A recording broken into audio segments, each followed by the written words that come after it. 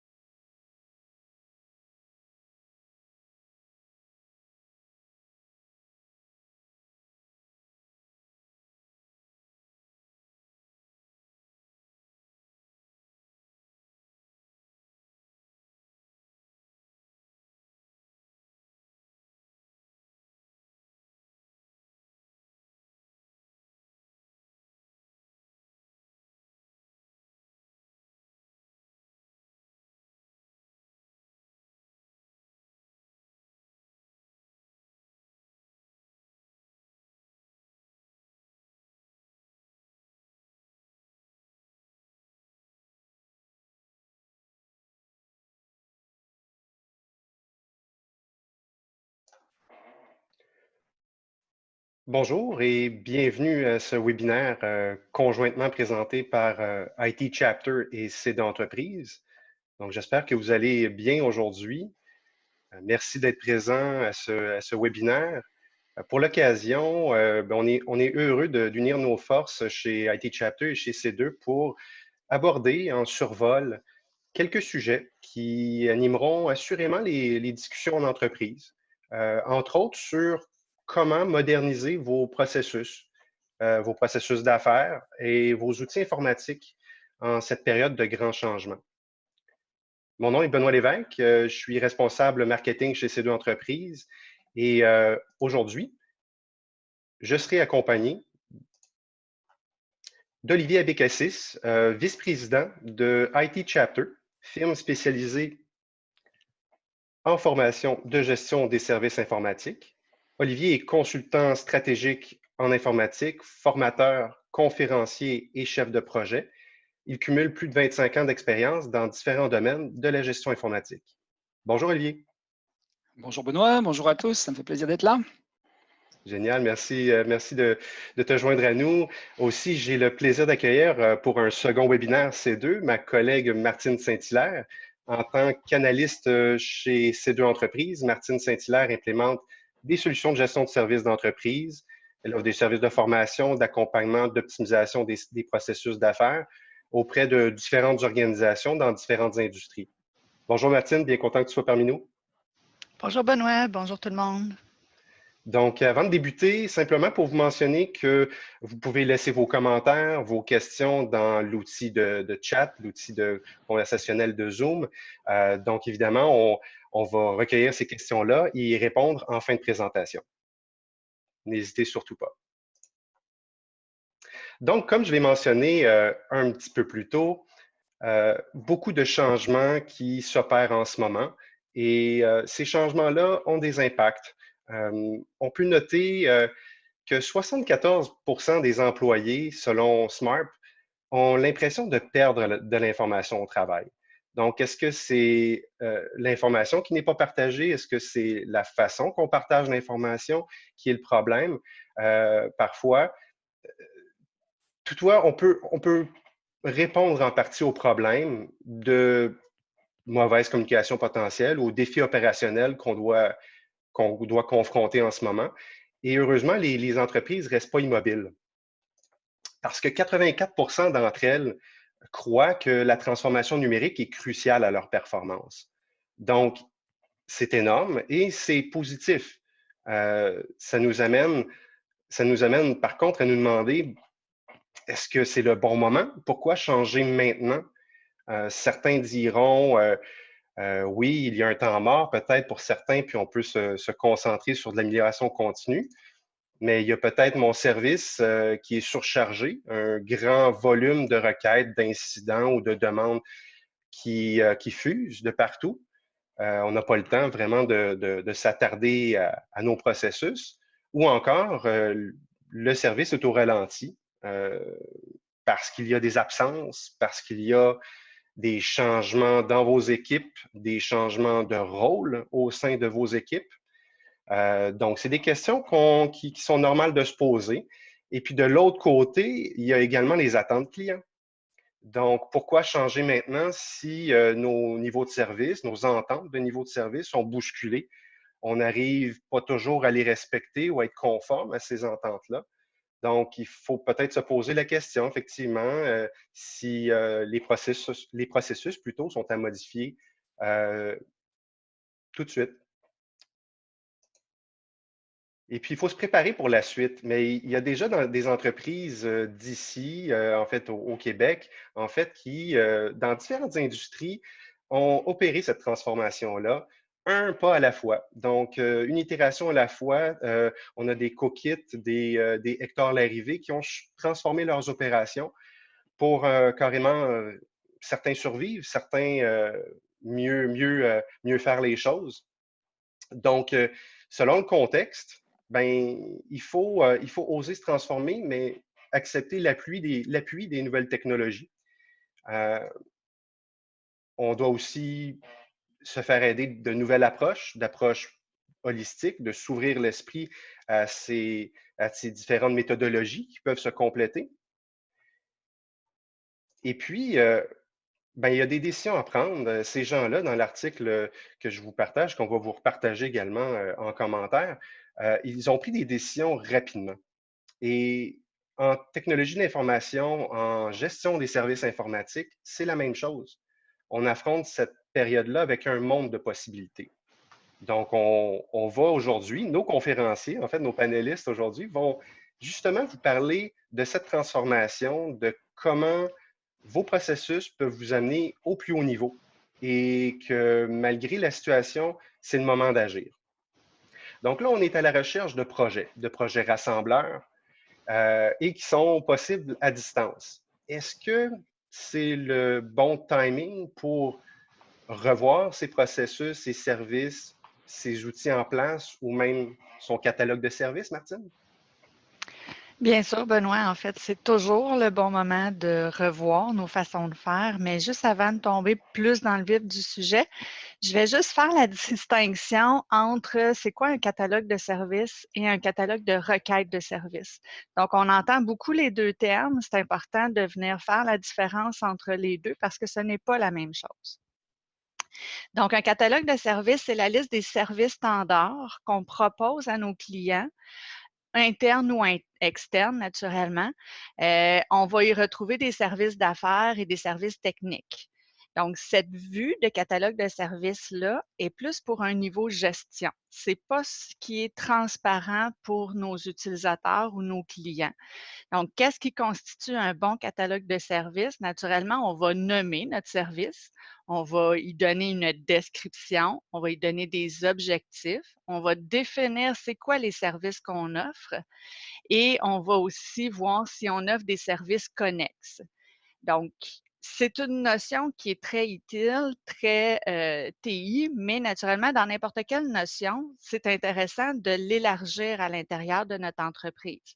Donc, n'importe quel département va offrir des services. Si on prend par exemple un service informatique, bien, il va offrir des services de téléphonie, de l'infrastructure, des applications. Tandis que si on prend le département des ressources humaines, bien, les ressources humaines vont offrir des services de dotation, de suivi des employés, l'accueil, les départs, etc. Donc, chaque département offre en fait des services et c'est ce que constitue notre catalogue de services.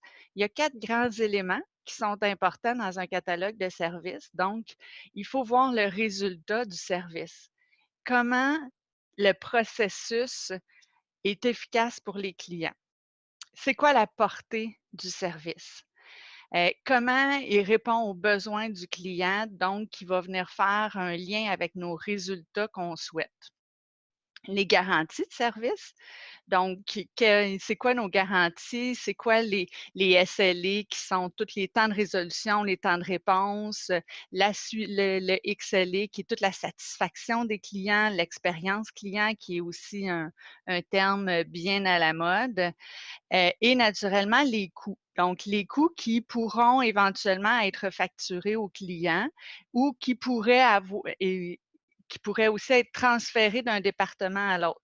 Donc, si par exemple, on revient à notre service informatique, bien naturellement, nos techniciens qui sont au niveau des services informatiques, eux vont avoir un service technique qui est un service à l'interne qui est toute l'infrastructure, les serveurs, les VPN, la sécurité, etc. Donc, ces services-là qui sont offerts à l'informatique peuvent être facturés aux différents services à l'intérieur de notre entreprise.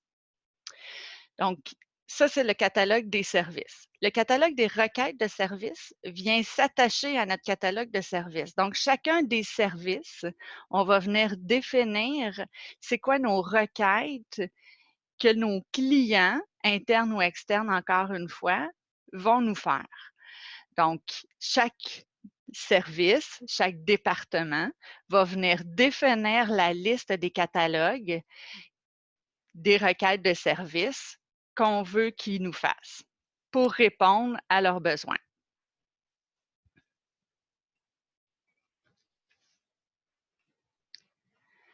Donc, l'avantage d'un catalogue de requêtes de services, naturellement, ça va être de canaliser le traitement des demandes.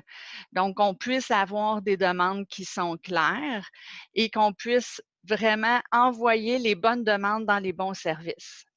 Ça permet aussi d'avoir un meilleur travail d'équipe. Donc, quand on vient définir le catalogue des requêtes de services, c'est important de venir s'asseoir avec notre équipe et de faire un travail d'équipe pour que tout le monde sache c'est quoi l'importance des requêtes, mais aussi c'est comme un exercice rassembleur. Donc, on va tout le monde s'asseoir ensemble, on va regarder c'est quoi les demandes qui nous arrivent d'un peu partout, puis on va les optimiser ensemble. Donc, ça va permettre aussi d'avoir une meilleure automatisation et par la suite, éventuellement, un meilleur libre-service. Je vais y revenir tantôt. Donc, on voit aussi que le catalogue de services s'inscrit dans une démarche interactive de progrès. Donc, oui, il faut toujours évoluer. Il faut être capable de regarder aussi, est-ce que ça répond vraiment aux besoins de mes clients? Est-ce que j'adresse comme il faut les informations à l'intérieur de mes requêtes? Je vais y revenir aussi un peu plus tard au niveau des requêtes, comment bien les définir. Mais le premier travail à faire, c'est de regarder toutes les demandes que je veux recevoir à l'intérieur de mon service. Si vous voulez plus d'informations sur les catalogues de services, les collègues d'Olivier ont mis un blog disponible sur Action TI, donc vous le trouverez en référence aussi. Lorsque j'accompagne des clients, souvent la première chose qu'ils me disent, c'est oui, mais moi, je n'ai pas d'outils, je n'ai pas nécessairement défini mes services, je n'ai pas clairement mes requêtes. L'important, c'est de toujours partir d'où on est. C'est pas vrai que même si on n'a pas nécessairement écrit un catalogue de services, comme je viens de le mentionner, que vous n'en avez pas. Chaque entreprise, qu'elle soit plus petite ou plus grosse, vous avez des départements, vous offrez des services. Donc, même s'ils ne sont pas écrits, on part de là et en se posant les bonnes questions, bien, on va y arriver, on va être capable de le définir, puis par la suite de définir le catalogue de requêtes. Donc, c'est quoi les bonnes questions à se poser? Quelle est la vision? Où en sommes-nous maintenant? Qu'est-ce qu'on veut, où on veut s'en aller? Puis, qu'est-ce qu'on met en priorité pour y arriver? Il y a un sondage qui est sorti depuis quelques années c'est qu'est-ce qui influence l'acquisition d'un bon outil ITSM? Donc, on peut voir que les grandes tendances présentement, c'est vraiment le libre service. Donc, d'avoir un portail où nos clients auront la possibilité d'aller remplir eux-mêmes leurs demandes et de faire un suivi aussi avec ces demandes-là. Lorsqu'on met en place un catalogue de requêtes de services, c'est important d'avoir tout le temps un lien direct avec le client qui place sa demande. Donc, la première chose, c'est un accusé de réception. Donc, nous avons bien reçu votre demande, blablabla, puis elle sera traitée dans les temps que nous avons mis. L'autre chose aussi, c'est que lorsqu'on résout une demande, d'avoir un courriel de confirmation qu'on a bien fermé la demande et d'offrir la possibilité à notre client de dire si la résolution lui satisfait ou pas. Donc, ça, c'est la base d'avoir vraiment un courriel à la réception et un courriel à la fermeture. Chaque requête devrait l'avoir. Les autres points aussi qu'on retrouve, c'est la facilité d'utilisation pour l'interface, les fonctionnalités de l'outil, puis la capacité d'automatisation. Je vais revenir plus tard avec la capacité d'automatisation où tout le monde travaille de la maison. C'est important d'avoir des automatismes qui vont faire en sorte que toute mon équipe sache les tâches qu'ils ont à faire lorsqu'ils se branchent le matin. Naturellement, il faut être capable aussi d'évaluer est-ce que mon libre service ou mon portail est utilisé? Est-ce que mes clients rentrent leurs demandes via le portail ou ils continuent à envoyer des courriels? Donc, la source de mes billets, est-ce que quand je reçois un billet, j'ai toute l'information qui m'est nécessaire pour être capable de faire le travail que j'ai à faire?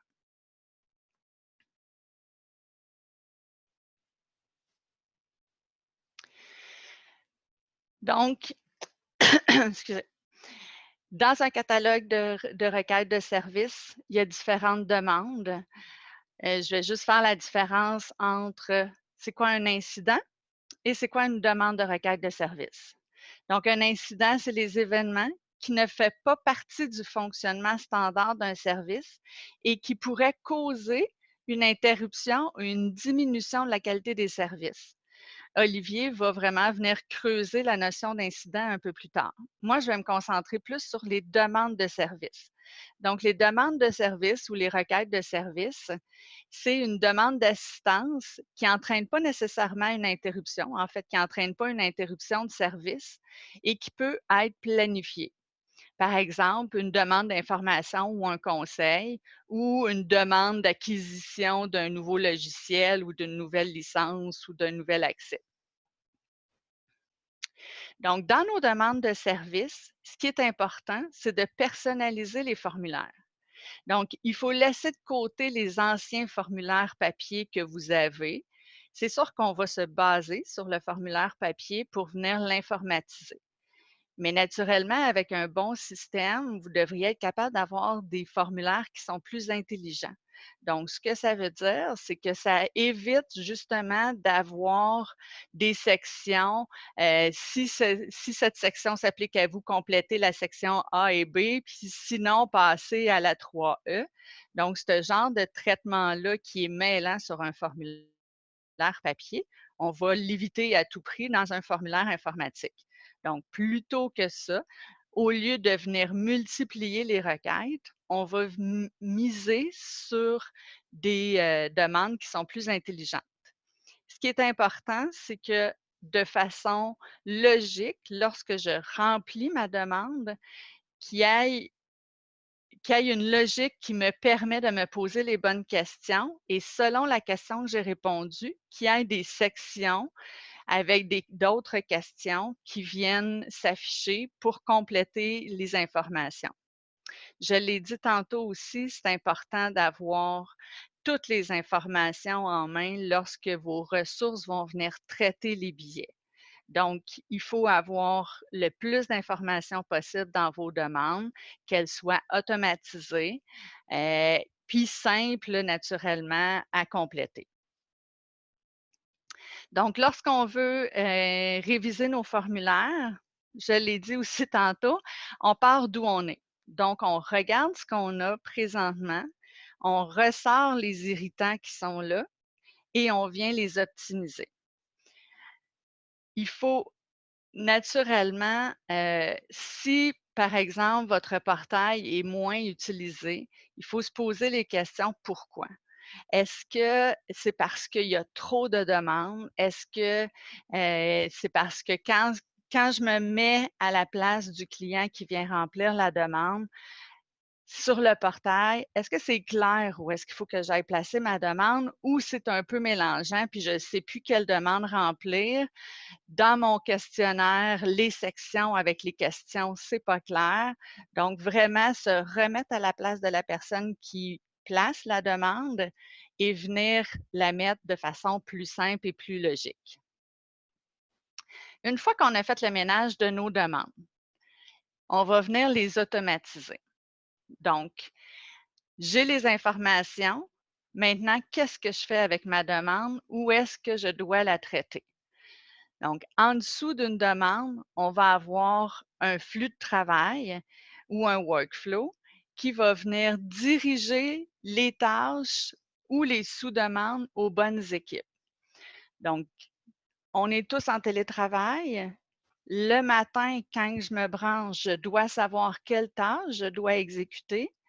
Alors, c'est important que mon workflow, au fur et à mesure qu'il va suivre son flux, que les gens reçoivent les bonnes tâches, qu'ils soient notifiés, soit avec une notification, soit avec un courriel, pour qu'ils puissent avoir vraiment les informations en main pour traiter les tâches qu'ils ont à faire.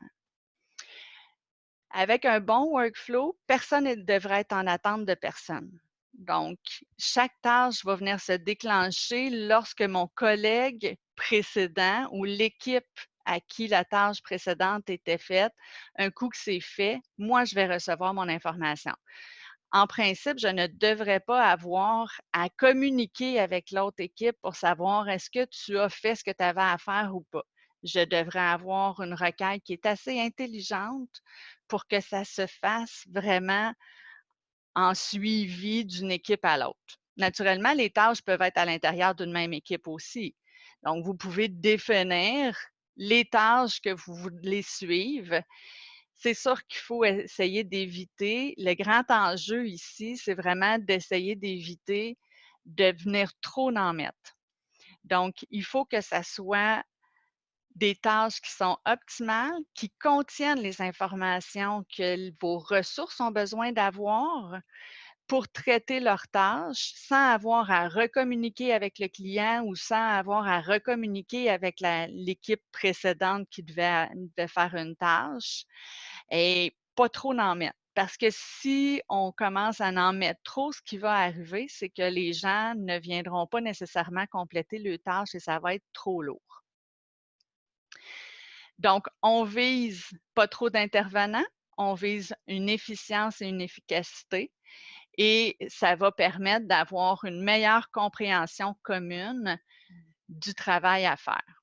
Naturellement, vient se greffer là-dessus aussi tous les suivis que le gestionnaire peut faire plus facilement pour savoir, bon, ben, est-ce que mes équipes de la maison, parce qu'on le sait tous, on s'est tous ramassés en télétravail et pour les gestionnaires, des fois, c'est un peu plus inquiétant parce qu'on ne peut pas facilement suivre le travail que les gens font. Il commence à faire beau, fait qu'on veut vraiment que nos employés continuent à travailler plutôt que d'aller manger sur leur terrasse. Donc, c'est vraiment ce qui va vous permettre de faire le suivi de tout ça. Le portail libre-service, est-ce que c'est un allié ou un ennemi? Donc, je vais vous retourner la question. Est-ce que vos formulaires sont utilisés et est-ce qu'ils sont utilisés correctement? Donc, si vos formulaires sont utilisés, qui sont utilisés correctement, que les gens sachent quoi compléter, que vous recevez le billet et que vous avez toute l'information nécessaire sans avoir à recommuniquer avec le client pour avoir de l'information de plus, alors oui, c'est un grand allié. Naturellement, c'est important d'avoir des indicateurs. Donc, votre achalandage, la volumétrie, les sources de vos billets, est-ce que l'information est là? Est-ce que quand que votre ressource prend en charge la demande, est-ce que votre client qui a placé la demande peut faire un suivi de sa demande pour savoir elle est rendue où? Donc, c'est important d'avoir tout ça en main. Il y a une tendance qui est le principe du shift left. C'est quoi le principe du shift left? En fait, c'est vraiment de permettre aux clients ou vos collaborateurs de régler eux-mêmes leurs demandes. Donc, qu'ils puissent avoir les informations nécessaires pour régler leurs problèmes ou trouver leurs solutions ou leurs moyens de contournement eux-mêmes. Comment on y arrive? Dans le fond, c'est qu'au niveau de votre portail, de votre système libre-service, c'est important d'avoir un accès à, des bases de connaissances, une foire aux questions, peu importe comment on l'appelle, mais d'avoir des articles de base de connaissances qui peuvent guider vos clients ou collaborateurs à trouver leurs solutions. On peut mettre aussi en place des capsules vidéo, donc de courtes capsules vidéo que je peux consulter pour comment faire ce que je cherche à faire naturellement ou avoir mis en place des procéduriers simples à suivre. L'avantage, c'est que si nos collaborateurs ou nos clients sont capables de régler eux-mêmes les demandes simples, bien, les équipes qui vont venir traiter les demandes, d'un, ça va être des demandes qui vont être plus challengeantes, plus intéressantes à traiter, et on va venir maximiser leur temps et leurs compétences à autre chose que de traiter des questions simples. Donc, je vais passer la parole à Olivier qui va venir vous parler des incidents. Merci Martine. Donc, on va aller regarder en fait la gestion des incidents après avoir parlé des requêtes et du catalogue et voir en fait où l'optimisation de la valeur est la plus grande. Donc, que nous disent en fait les meilleures pratiques ITIL 4 au sujet de la gestion des incidents? D'abord qu'il faut minimiser l'impact négatif des incidents, rétablir leur bon fonctionnement au niveau des opérations et puis le faire dans les meilleurs délais. Alors, c'est sûr que la situation actuelle du Covid-19 met les organisations sous pression, comme consommateurs de leurs services. On expérimente en fait directement les effets d'une gestion des services qui n'était peut-être pas prête à faire preuve d'agilité et de résilience et dans des situations extrêmes telles qu'on la connaît présentement. Donc la question en fait n'est pas tellement de savoir ou d'avoir pu anticiper le Covid-19 et ses effets dévastateurs, mais plutôt en fait d'avoir mis en place une structure organisationnelle et de gestion des services pour pouvoir performer, y compris dans des situations exceptionnelles. Alors, par exemple, on a beau avoir en fait les meilleurs systèmes de TI en front-end, si le processus manuel d'emballage des commandes et d'expédition est totalement manuel et repose sur des êtres humains, dès que la demande augmente, en fait, c'est plus possible d'y répondre dans les délais raisonnables. Et on tombe à on l'a tous expérimenté, 7 jours d'attente pour un panier d'épicerie. Alors, ceux qui ont optimisé leur processus au complet, avec ou sans Covid, faisaient déjà de la livraison rapide, ils avaient déjà une longueur d'avance et ils vont la garder pour l'après ou l'avec Covid.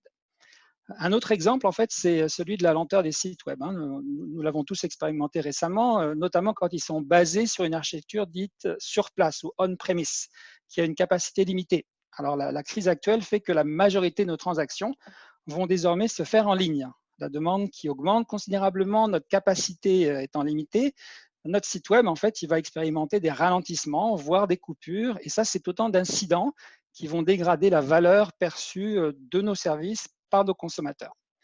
Alors, le dernier exemple en fait, que je voulais partager avec vous, c'était celui d'une attaque de sécurité. Donc, avant Covid-19, une organisation qui a subi un vol de données, 4,2 millions de personnes qui ont vu leurs données arriver entre les mains d'organisations criminelles. Maintenant, ces données, elles peuvent être utilisées par ces organisations ou ces individus malhonnêtes pour frauder le gouvernement et nous-mêmes, afin d'obtenir en notre nom, mais évidemment à leur profit, la prestation canadienne d'urgence, les 2 000 $ par mois, qui va être versée sur un compte en banque en ligne qui n'est pas le nôtre. Alors, il s'agit là encore en fait d'un incident, mais cette fois-ci de sécurité. Alors, la question à se poser comme organisation, c'est savoir quoi faire, où investir maintenant, et ce afin d'optimiser notre gestion des incidents, de sorte à la rendre plus performante pour l'avenir. Donc, en gestion des incidents, en fait, on comprend bien que la bonne gestion des incidents peut avoir un impact énorme sur la satisfaction des clients et des utilisateurs, et aussi sur la manière dont ils vont nous percevoir comme fournisseurs de services ou de produits. Donc, mais la question, en fait, c'est dans quelle direction dois-je orienter mon organisation pour satisfaire mes clients, satisfaire mes utilisateurs au travers de la gestion des incidents. Alors, il s'agit en fait de bien gérer leurs attentes, surtout quand la situation fait que notre environnement externe a drastiquement changé. Par exemple, en fait, mes techniciens ne peuvent plus remplacer ou livrer des portables sur place. Les délais de remplacement passent de 3 jours avant à 2 semaines maintenant. Alors, ce qui est important, en fait, c'est en premier lieu d'avoir une pratique formelle de gestion des incidents. Alors, je vais devoir considérer, consigner, gérer mes incidents et aussi permettre à mon processus de performer. Ensuite, je vais vouloir bien gérer les attentes, comme j'ai mentionné précédemment. Donc, en convenant des délais de résolution selon le type d'incident, en documentant ces délais, en les communiquant largement. Puis, comme le mentionnait Martine tout à l'heure, en fait, je vais offrir de l'auto-assistance. Alors, c'est quoi? Je vais publier en fait les questions les plus fréquemment posées, les fameuses FAQ. Je vais avoir des procédures pour que les utilisateurs puissent s'auto-dépanner. Et ensuite, je vais renforcer la façon de gérer mes incidents majeurs, parce qu'il y en aura. Donc, pour ça, je vais équiper mon équipe en fait d'incidents majeurs afin qu'elle puisse opérer maintenant en fait en 100% virtuel. Je vais aussi en fait avoir recours à une technique d'essaimage, en anglais swarming, qui est préconisée par ITIL et DevOps. Alors, dans cette technique, en fait, on convie tous les spécialistes pour analyser l'incident critique, et ensuite seuls ceux qui sont directement concernés par la situation restent. On gagne en rapidité, on évite d'avoir à courir après chaque spécialiste au fur et à mesure de l'avancement du diagnostic. Ensuite, je vais scripter la collecte des informations. Donc, ça va me permettre en fait d'accélérer la prise d'informations au tout début de la description des symptômes de l'incident par l'utilisateur ou par le client. Et puis enfin, je vais avoir en fait une base de données des erreurs connues qui en fait va permettre de réduire notablement les temps de résolution si un problème similaire a déjà été rencontré par le passé. Alors à ce moment-là, il faudra bien sûr indexer cette base de données avec des mots-clés, de la recherche en langage naturel, afin de permettre à mes spécialistes du centre de service d'y naviguer rapidement. Alors c'est certain que quand on est en fait en gestion des incidents, on doit en fait se poser la question de comment faire pour l'optimiser, puis où l'optimiser de sorte que la valeur soit la plus grande. Donc, en termes de valeur ajoutée, je vais devoir en fait, ma première étape, en fait, c'est établir dans quelle mesure ma gestion des incidents peut contribuer aux multiples flux de valeurs qui sont déjà dans mon organisation. Alors, bien sûr qu'on sait que la gestion des incidents, ça contribue principalement à résoudre des incidents, de fait, mais elle va aussi contribuer ailleurs. Donc, comme par exemple, en fait, en aidant mon centre de service à être plus performant. Et puis, je vais vouloir en fait optimiser mes procédures ou mes processus de traitement, résolution et revue des incidents. À ce moment-là, je vais regarder en fait chaque étape du processus, puis voir comment l'optimiser avant même de me lancer dans une quelconque optimisation. Donc, pour information, il y a 6 étapes en fait dans le processus de traitement et résolution des incidents et 3 en fait dans celui de la revue périodique. Donc, je vais les regarder en fait les unes après les autres. Puis, en fait, pour livrer de la valeur à mes consommateurs, il nous faudra en fait déterminer quelle est l'organisation optimale pour le faire. Alors, par exemple, comment je vais pouvoir organiser ou réorganiser notre centre de service, ou quels sont les rôles en fait qui contribuent le plus. Alors, notamment celui du gestionnaire des incidents, mais aussi les utilisateurs eux-mêmes, dont la responsabilité est bien sûr de nous rapporter les incidents de manière claire et précise. Puis, et puis en fait, l'efficacité de la pratique de gestion des incidents, elle repose en fait beaucoup sur la qualité de l'information qui est utilisée lors du traitement des incidents. Alors pour cela, en fait, nous aurons besoin de nous outiller pour échanger de l'information sur les incidents. Par exemple, qui est le client, qui est l'utilisateur, qui sont les fournisseurs impliqués, les politiques, les niveaux de service, etc. Alors seul un outil intégré de gestion des services TI peut vraiment nous permettre d'avoir accès à toute cette information, puis de l'avoir en fait de manière centralisée. Alors enfin, les organisations qui ne travaillent aujourd'hui, en fait, elles ne travaillent plus en isolation. Elles s'appuient sur des partenaires et des fournisseurs externes. Alors évidemment, ce qu'il faut exiger d'eux contractuellement, c'est d'être à la hauteur en fait, de la qualité de votre gestion des incidents. Donc nous allons leur fixer des cibles de niveau de service. Nous allons faire des revues périodiques de leurs performances pour les aider en fait, à résoudre les incidents que nous leur soumettons qui découlent de leur service. Et nous allons partager nos outils de gestion des services TI avec eux. Donc, en résumé, pour obtenir la meilleure valeur de la gestion des incidents, mais il faut prendre une approche holistique sur tous les angles. Il y en a un en particulier en fait, que j'aimerais partager avec vous, qui est celui en fait, de l'angle de la sécurité. Alors, avant l'ère Covid, elle était déjà mise à mal, cette sécurité. Maintenant, en fait, que tout le monde travaille à la maison ou se trouve en fait, dans une situation précaire, les faiblesses de sécurité sont mises à profit par des criminels de tous acabits.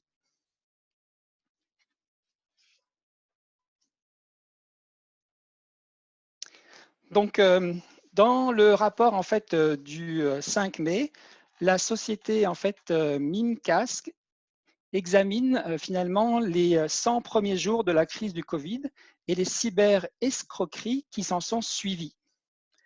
Donc, dans cet exemple, en fait, ce sont les organisations caritatives qui en font plus les frais, ainsi que les entreprises de fabrication et de vente au détail. Alors, pour votre information, entre janvier et mars, le spam et l'hameçonnage ont augmenté de 26,3%, tandis que l'impersonnalisation a augmenté de 30,3%. L'impersonnalisation, c'est le cas où le fraudeur emprunte notre identité pour détourner, par exemple, la prestation canadienne d'urgence, des 2 000 $ par mois. Les logiciels malveillants ont augmenté en fait de 35,16%.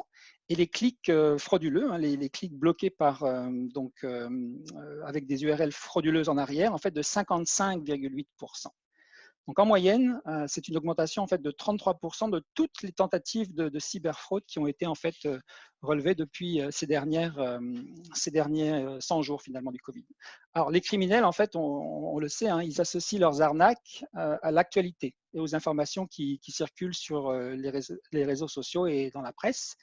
Alors, par exemple, dans la semaine du 24 mars, lorsque le Royaume-Uni et l'Australie ont fermé leurs portes, un courriel usurpé de l'OMS, l'Organisation mondiale de la santé, invitait les victimes potentielles à cliquer sur un lien infecté.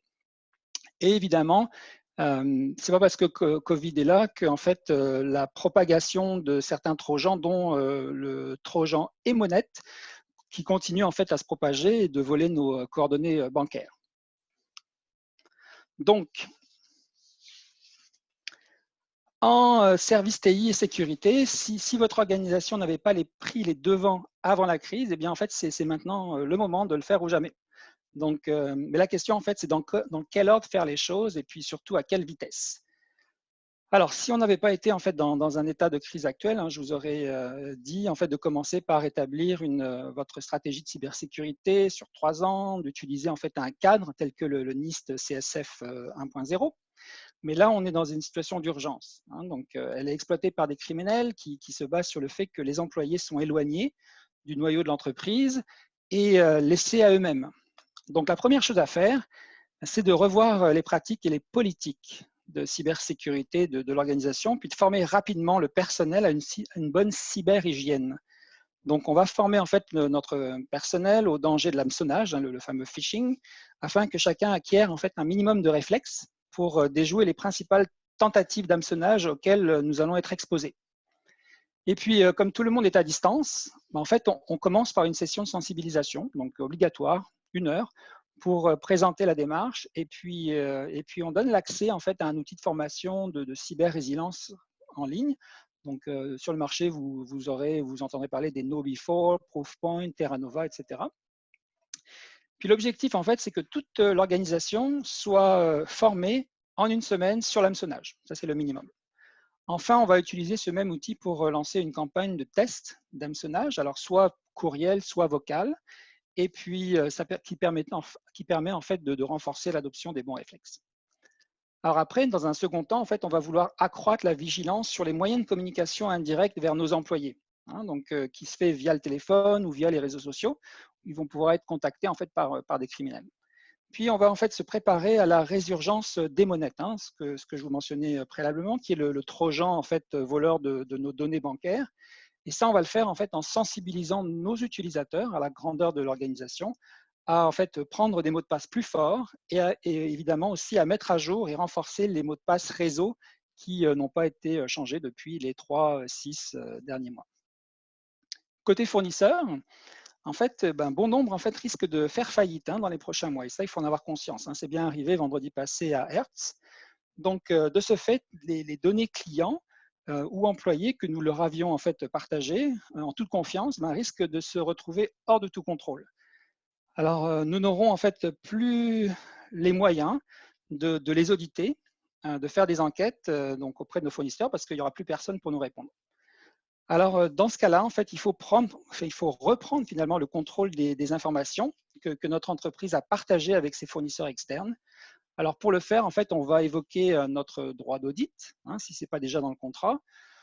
On va rapatrier les données qu'ils ont accumulées en notre nom sur nos clients et nos utilisateurs. On va renforcer notre politique de gestion de la sécurité avec ses fournisseurs, ainsi que toutes les communications et échanges de données avec eux. Puis enfin, en fait, on va ajouter dans nos contrats qu'en cas de faillite, ils doivent nous remettre la dernière mise à jour de nos données et procéder à la destruction de nos actifs informationnels avec une preuve de certificat à nous remettre. Alors, ça, c'est la façon en fait, de reprendre le contrôle des informations qu'on leur a partagées. Puis, en 5e étape, on va évidemment corriger nos vulnérabilités. Alors, on va patcher nos serveurs Windows 2007, on va mettre à jour nos VPN qui sont largement utilisés ces derniers temps, on va mettre à jour nos serveurs Citrix, et puis on va aussi mettre à jour nos serveurs Exchange. Notamment, il y a, pour votre information, 80% en fait des serveurs frontaux Exchange qui sont encore vulnérables à une exploitation qui est sortie récemment en fait en 2020. Et puis, on va penser à nos employés, donc on va les protéger, et surtout en fait nos employés qui travaillent en fait dans la sécurité informatique de l'organisation, hein, mais maintenant ils travaillent à la maison. Donc, on sait qu'ils vont être les cibles privilégiées en fait de ce qu'on appelle du piggy bag via le réseau de leur maison. Donc, on va leur demander en fait de changer les mots de passe du routeur familial, de confirmer qu'ils l'ont fait, qu'ils ont bien segmenté. Mais habituellement, c'est des spécialistes donc ils le font, mais on va leur demander de la confirmation. Et puis, on va les équiper de moyens d'une authentification à 2 facteurs lorsqu'ils acceptent notre réseau. Hein, ce n'est pas nécessaire pour l'ensemble des employés, mais pour eux, oui. Alors, si vous voulez des références en fait, sur les outils que je vous ai mentionnés ou la méthodologie, hein, n'hésitez pas à me contacter, on pourra les mettre sur le chat. Alors, maintenant, en fait, je voudrais vous partager quelques recommandations sur en fait, le travail à distance. C'est des principes en fait, de cyberhygiène, hein, ça fait toujours du bien de se les rappeler. Donc, d'abord, mettre à jour le Wi-Fi domestique avec un mot de passe fort, hein, pas soleil 1, 2, 3. Ensuite, ne cliquez jamais sur les pièces jointes ou les liens liés à Covid-19, à moins que ce soit en fait votre organisation qui vous les a communiqués. Assurez-vous que les liens mènent au bon domaine, et ça, pour le faire, vous avez juste à passer la souris dessus, sans évidemment devoir cliquer. Et puis, en cas de suspicion sur un lien, surtout ne cliquez pas, je vous en prie. Envoyez-le en fait à votre centre de service pour investigation. Mettez à jour votre nom d'utilisateur et vos mots de passe sur un site fiable, et seulement si c'est vous qui en avez fait la demande, évidemment. Et n'utilisez pas l'appareil personnel à la maison quand vous accédez en fait aux données, au réseau, au courriel en fait de votre organisation. Donc, je vous remercie beaucoup pour votre attention sur ces quelques conseils et je repasse la parole à Benoît. Bien, merci Olivier.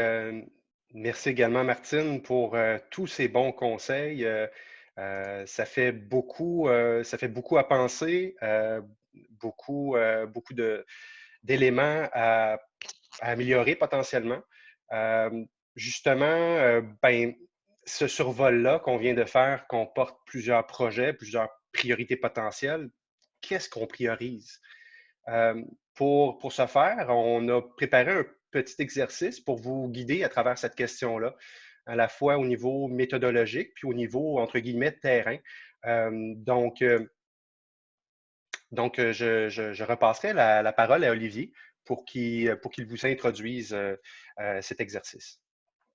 Merci Benoît.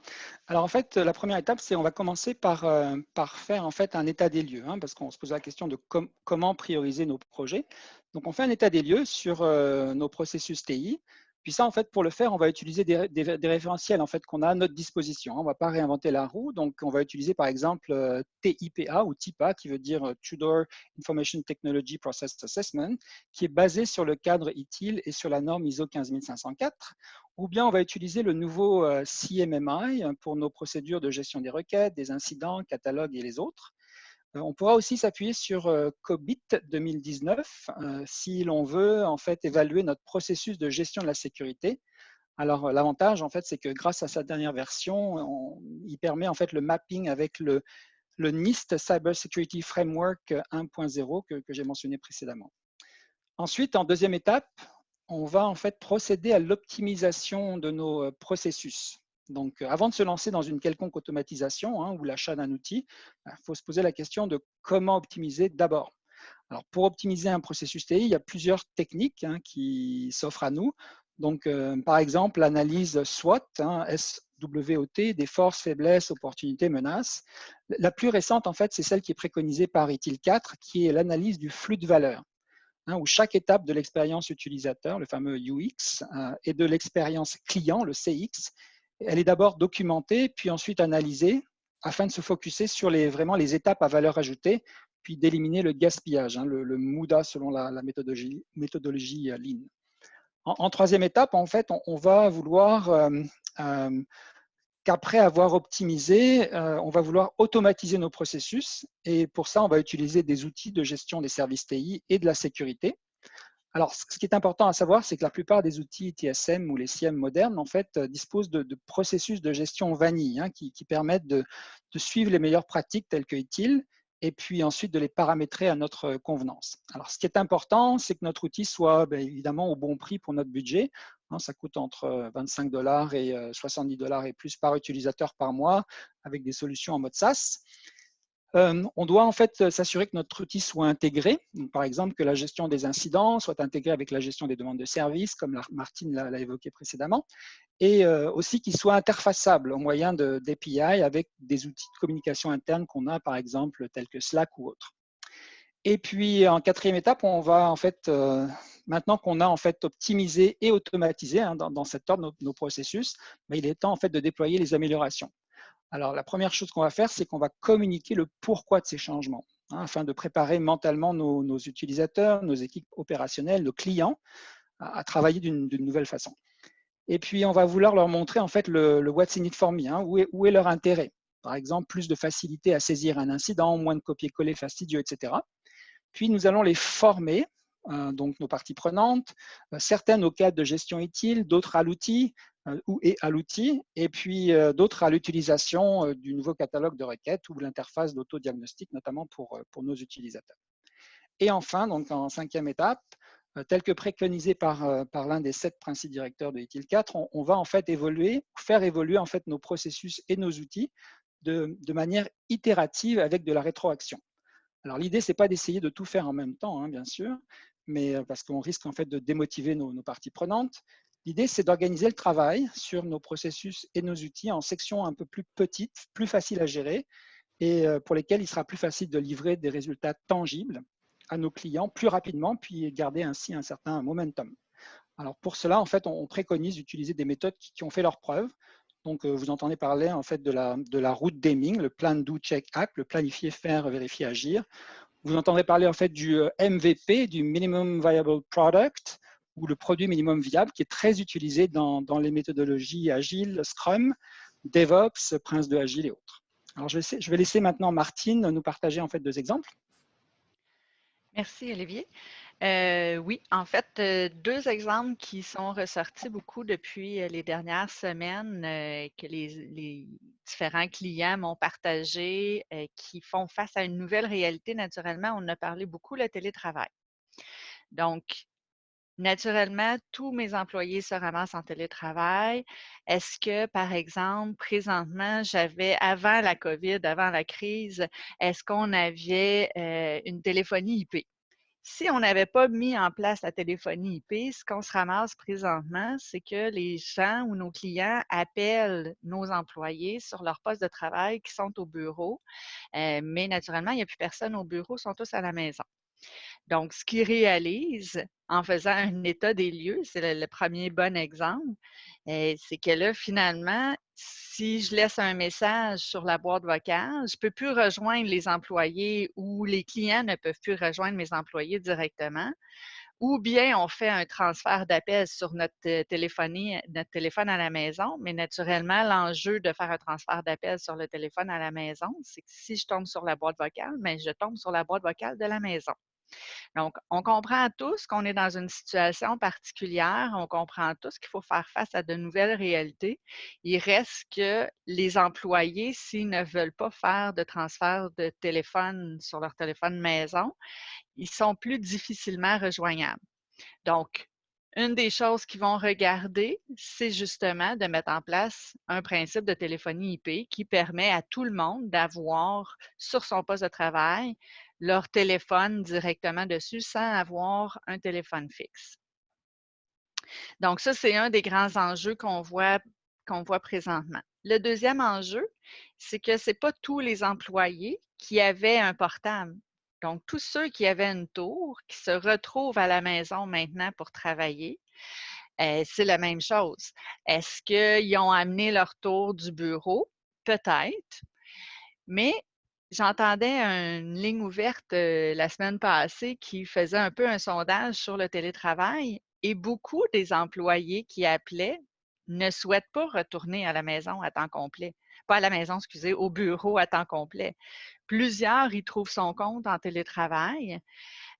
Plusieurs entreprises offraient déjà le télétravail de façon plus sporadique. Peut-être qu'avec tout ce qu'on est en train de vivre, mais le télétravail pourrait rester quelque chose de plus permanent sans être nécessairement 5 jours à la maison, mais de faire une alternance entre bureau et maison.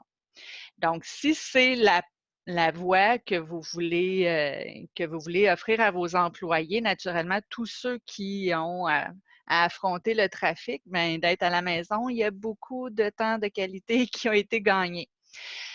Donc, ça aussi, c'est un enjeu. Est-ce qu'on permet aux employés d'utiliser leur ordinateur personnel qui vont se connecter sur leur ordinateur au bureau via un VPN? Il y a un enjeu de sécurité qui vient là. Il y a un enjeu aussi au niveau du VPN de s'assurer qu'on a un VPN qui est assez fort pour offrir cette possibilité-là. Sinon, bien, plusieurs clients, ce qu'ils ont fait présentement, c'est qu'ils ont prêté aussi des ordinateurs, des vieux ordinateurs qui avaient puisqu'ils avaient remplacé avec des ordinateurs plus récents, plus performants, et qui là sont en train de regarder la possibilité de changer les tours, les ordinateurs classiques, pour un portable, justement pour offrir la possibilité aux employés de alterner bureau, maison, mais en ayant toujours leur ordinateur du bureau, en fait, leur ordinateur professionnel, qui permet aussi une gestion de sécurité qui sont plus efficaces. Donc, ce sont 2 exemples que les clients ont dû faire un état de la situation et qui, du jour au lendemain aussi, il faut s'adapter rapidement avec la réalité qu'on vit et la réalité qu'on va vivre encore pendant plusieurs semaines, plusieurs mois et qui, dans plusieurs situations, si on veut conserver nos bons employés, peut-être qu'il va falloir ouvrir aussi la possibilité de continuer à faire du télétravail de façon plus régulière. Donc, je redonne la parole à Benoît. Merci, Martine. Je pense que cet exercice-là, en fait, je l'espère, vous a donné encore là, des pistes encore plus concrètes par rapport à ce qu'on vous a verbalisé au cours de la présentation. J'en profite pour vous rementionner quelques astuces à garder en tête. Donc, on cherche des exercices, des projets rassembleurs, collaboratifs. Donc, peut-être se poser quel genre de catalogue qui convient le mieux à votre organisation, à votre maturité, à votre contexte dans cette nouvelle normalité, entre guillemets. Évidemment, assurer une démarche structurée, qu'on parle de formulaire, qu'on parle de catalogue de requêtes, qu'on parle de sécurité ou de gestion d'incidents. Je pense que si on veut s'améliorer, il faut être encadré, il faut respecter une certaine structure. Et puis, ben, le statu quo n'est pas vraiment une option, à la fois pour vos processus, puis même la sécurité, comme Olivier l'a expliqué tantôt, qui permet de protéger toutes vos opérations, vos employés, votre entreprise au grand complet. Donc, il faut rester structuré, mais il faut rester agile, flexible et ouvert d'esprit. Donc, ça revient aussi à un autre point, celui que, encore une fois, Olivier a mentionné, qui est de la création de la valeur. Ce mot-là n'est plus que théorique. En entreprise, on se doit de miser sur comment on peut réduire les tâches manuelles, par exemple, les tâches à faible valeur ajoutée à vos employés dans un centre de service, dans un département TI, par exemple. Et miser et les faire travailler, comme nos intervenants l'ont mentionné, sur des tâches plus complexes, plus intéressantes, plus motivantes et qui vont avoir un résultat sur vos opérations. Finalement, quelques petits points sur le fait que l'erreur est permise. Il faut se donner ce droit-là. Et en équipe, c'est toujours facile de s'échanger des idées et d'accepter qu'il y en a toujours des moins bonnes. Parce que, comme Arnaud Granata le mentionne aussi, tout ou presque est à réinventer, à réapprendre et à développer dans nos entreprises. Donc, j'espère qu'on vous a motivé à l'idée justement d'améliorer vos processus, d'avoir des outils aussi de gestion qui sont modernes, qui sont capables de vous outiller. Et c'était les astuces qu'on voulait vous rappeler en fin de présentation. On a une petite période de questions. Il nous reste quelques minutes, mais avant tout, je voulais vous remercier de votre écoute. Euh, Quelques personnes nous ont posé la question, est-ce qu'il y a une version enregistrée? Oui, il va en avoir une. Vous allez la recevoir par courriel, incluant certaines réponses aux questions qu'on n'a pas pu répondre. Soyez assurés, on va vous préciser ça. Et et aussi, ce genre de contenu-là, ce webinaire-là, s'inscrit dans un objectif qui vise à dynamiser, hein, à contribuer à la communauté de pratique francophone de gestion des services TI. Soyez assurés qu'on va vous proposer d'autres activités du genre, à la fois chez IT Chapter, chez C2, tels que des balados, des webinaires, puis d'autres contenus virtuels. Donc, on reçoit des réponses en temps réel. On en avait reçu également avant le webinaire même. J'en avais une également, donnez-moi un petit instant, que j'adresserai à Olivier. Tu as parlé de swarming et comment ce principe permet de mieux avancer la gestion d'un incident majeur, par exemple. As-tu des astuces pour cette gestion virtuelle lorsqu'on est à distance? Oui, bah écoute, en fait, merci, je ne sais pas qui a posé la question, mais merci de l'avoir posé. En fait, le swarming, c'est vrai que quand on est à distance, ça peut poser en fait un défi.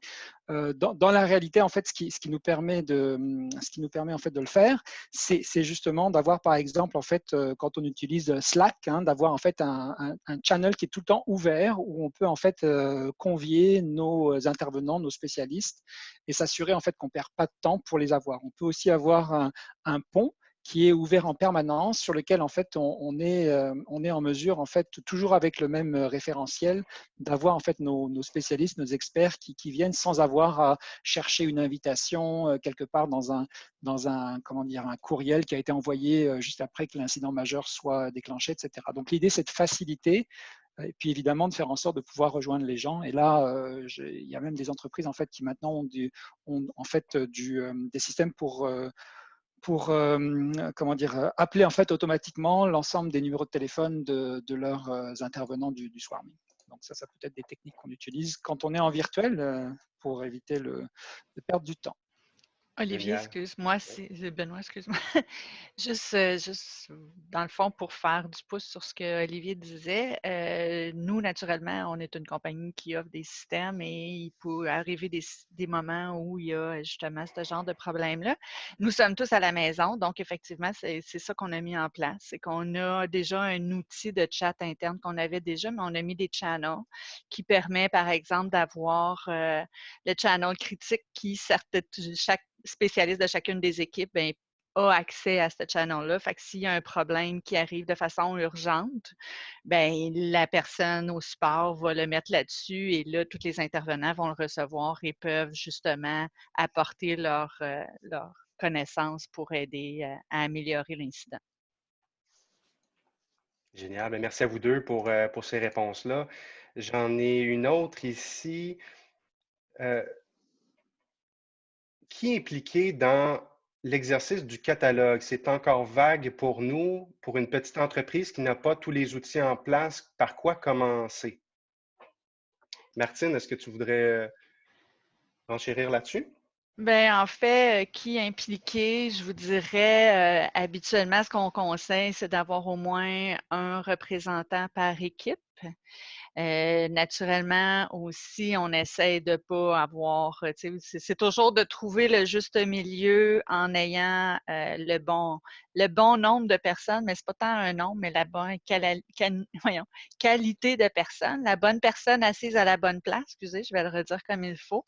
Donc, avoir au moins un représentant de chacune des équipes, de chacun des services qui va venir travailler sur les catalogues de requêtes de services et qui va pouvoir apporter un peu leurs problématiques qu'ils vivent présentement et les forces de ce qu'ils vivent, parce que c'est toujours intéressant de voir aussi les forces de chacun des départements pour partager qu'est-ce qui va bien et le mettre aux différents services.